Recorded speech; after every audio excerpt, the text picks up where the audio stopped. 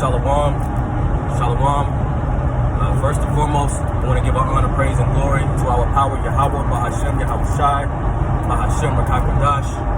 Double honors to the apostles and elders of Great Millstone that we will. Peace, blessing, and salutation to the argument that are pushing his word throughout the four corners of the earth in all truth and sincerity. Our Lord willing, this reaches the ears of the hopeful elect. All right. It's your brother Kazak coming at you once again. Another quick in transit. And I was meditating and I was thinking, why else would these Christian churches teach hell? Right? Or why do they teach hell in the manner that they do? And it dawned on me that as long as they can continue to preach hell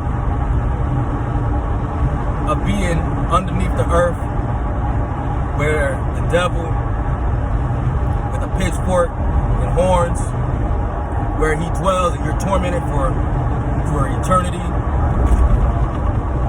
The reason why they teach that is to continue with their white supremacy. Now really think about that, man. For them to teach hell, it keeps their white supremacy intact. You know, it keeps them in the power seat, so to speak. Because when you can manipulate the minds of people for centuries,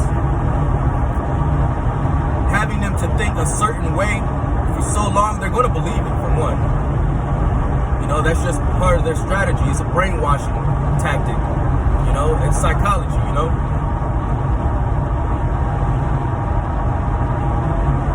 What it does, when people think, oh, there's a hell, they're scared to go against what they're being taught. And if they're being taught to worship a so-called white man with long, stringy hair, with blue eyes, if they're told to worship that, they're going to believe it. But if they're told something along the lines of teaching the true doctrine of Yahweh Bahashem Yahushai, they reject it. Their spirit is so blocked off that they can't even receive the truth, even though it's written right in front of their faces, showing that Yahushai, or who the world ignorantly calls Jesus, was a so-called black man. It's all a part of their plan. It's for them to keep their supremacy, their white supremacy going. And not only that, it's also to keep you coming to these harlot houses, man. Because it puts in the mind of the people, if there's a hell, I gotta do what my God, talking about who the world calls Jesus, you know, it's speaking as the people. If there's a hell, I gotta go to church. I gotta pay this money. I gotta pay these tithes to these churches, right? And I gotta worship that God, that false God. So it all ties in together, man. It keeps the money in the pockets of these false preachers, these false pastors, these false prophets. It keeps the money in their pocket so they can keep spewing these lies. They can keep spewing these lies and try to deceive as many people, going around deceiving as many as who they can.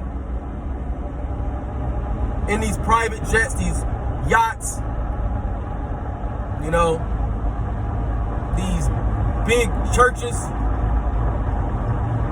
when all actuality, the church is the people. Pursuing Acts the 7th chapter, I want to say 38th verse, or the 20, somewhere around there. You know, the church started in the wilderness of the people, the Israelites, to be exact. You know,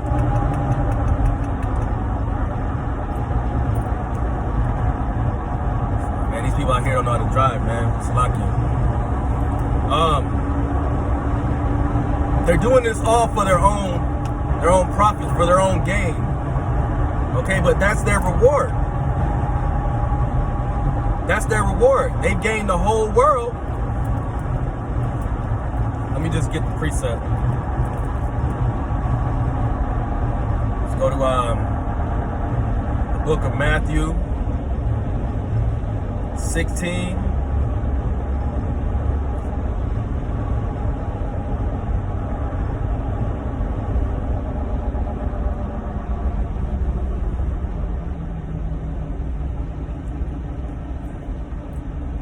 This is Matthew 16, and I'll just start at verse 25.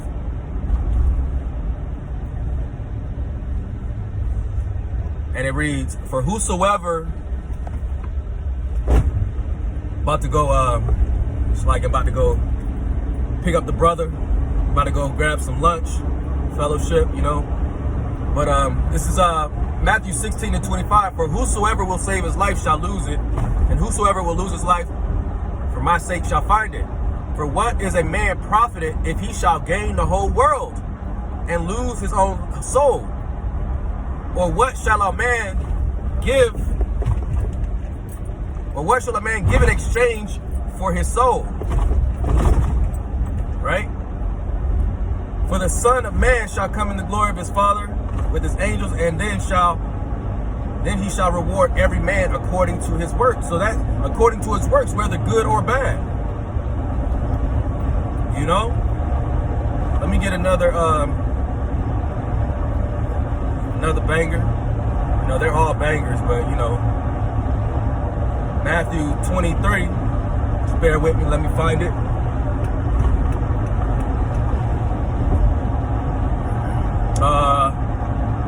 Salakia. I think it's Matthew 6.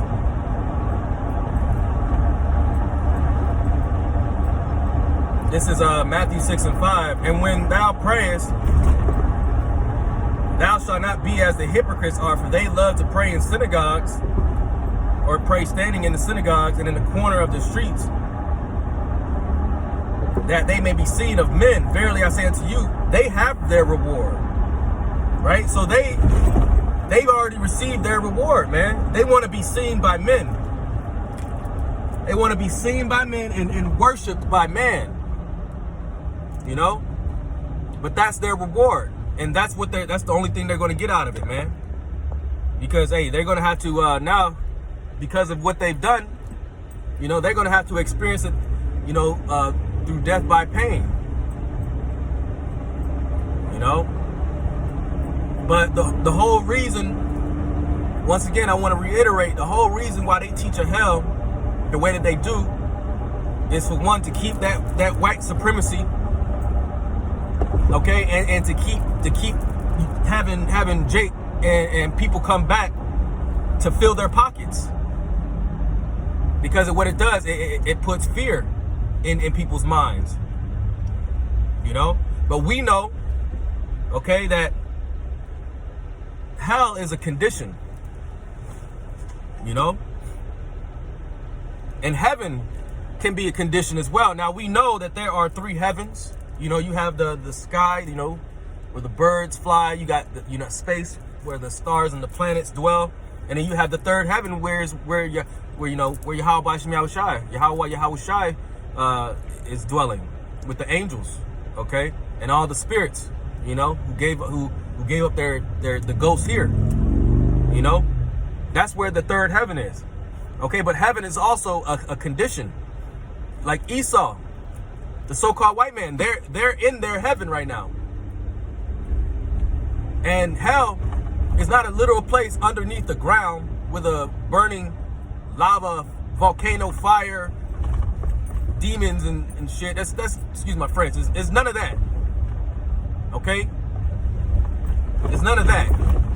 Hell is a condition, and we are currently in hell, living in hell right now.